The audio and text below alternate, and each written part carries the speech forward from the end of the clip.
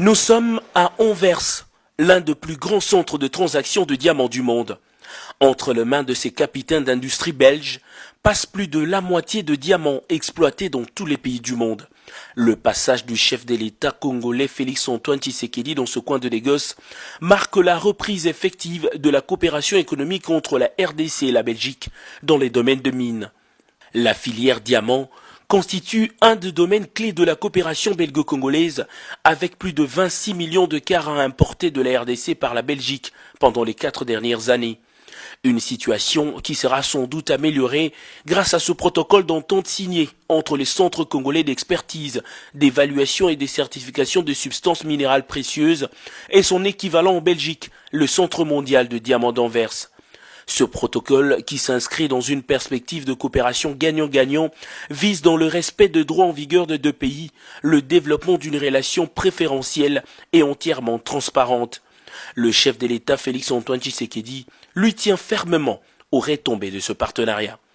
Je suis conscient que les efforts de mon gouvernement à eux seuls ne suffiront pas pour l'accroissement de la production escomptée. C'est pourquoi les portes de mon pays seront largement ouvertes à ceux qui souhaitent y venir pour investir, car nous regorgeons dans notre sous-sol aussi bien le diamant industriel que celui de joaillerie.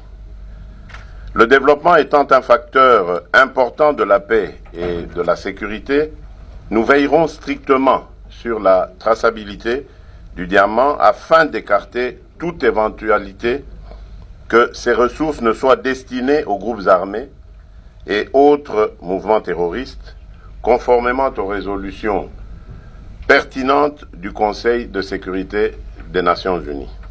Le président de la République a rassuré à ses diamantaires anversois de sa volonté à protéger les investisseurs qui viendront et travailleront dans les normes. Une autre retombée de la reprise officielle de relations économiques entre la Belgique et la RDC, c'est ce protocole d'accord signé entre le port d'Anvers, considéré comme le premier circuit de transport maritime entre l'Europe et l'Afrique, et la Société congolaise de transport et des ports, SCTP. De ce protocole découleront plusieurs projets de modernisation des ports de Matadi et de Boma. Comme un peu partout où il est passé, le chef de l'État a signé le livret d'or avant de recevoir des symboles de reconnaissance de la part de personnalités et autorités de la ville présentes. Le président de la République, Félix-Antoine Tshisekedi, a visité une grande partie du port d'Anvers au cours d'une randonnée, question de se faire une idée sur les projets liés à la modernisation des ports.